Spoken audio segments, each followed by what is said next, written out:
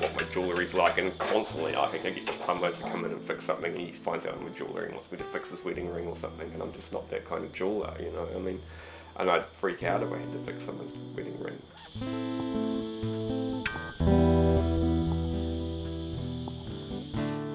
The most important thing to me isn't whether it's wearable or not, or whether people want to buy it. In fact, sometimes I make deliberately obtuse work that I think people won't want to buy. I like the maker's mark, I like leaving the file marks in, I like leaving the casting marks in. They're just part of the process of making the work, which is really important to me. The process is, that's why I don't farm out, I don't give my stuff to almost anyone else to make. I almost make all of it myself. I mean, this is sand casting, which, I mean, so I like to think of it as a really old technique, but and which is why I use it, but it's actually, if I'm honest, it's only about 500 years old. Not an incredibly old technique by the standards of casting.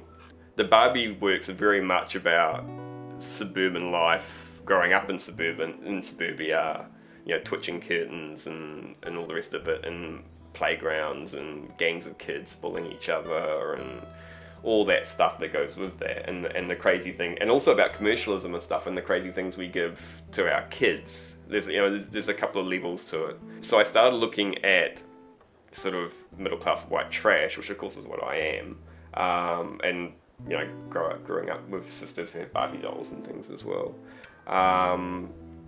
Looking around for objects that spoke to me about that. So I mean, the neck pieces, one of the neck pieces made of Diet Coke, because I think Diet Coke's just that ultimate sort of, why would anyone drink this?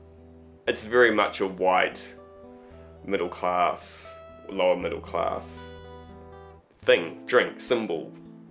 And the work started with that piece in the Diet Coke cans, and then it sort of spread to things like lawn mowers and barbecues and Venetian blinds. Loaded objects are really what turns me on, basically. So, and that's that's how I use materials. I use materials to load the objects. So I started making a work about colonialism and the British, and Australia is the only country in the world to let another sovereign power test nuclear weapons on its soil. No other country's ever done that. And no one really knows about Maralinga in Australia, I think. I mean, the more I read about it and talked about it with people, they didn't, you know, 7 nuclear tests let off.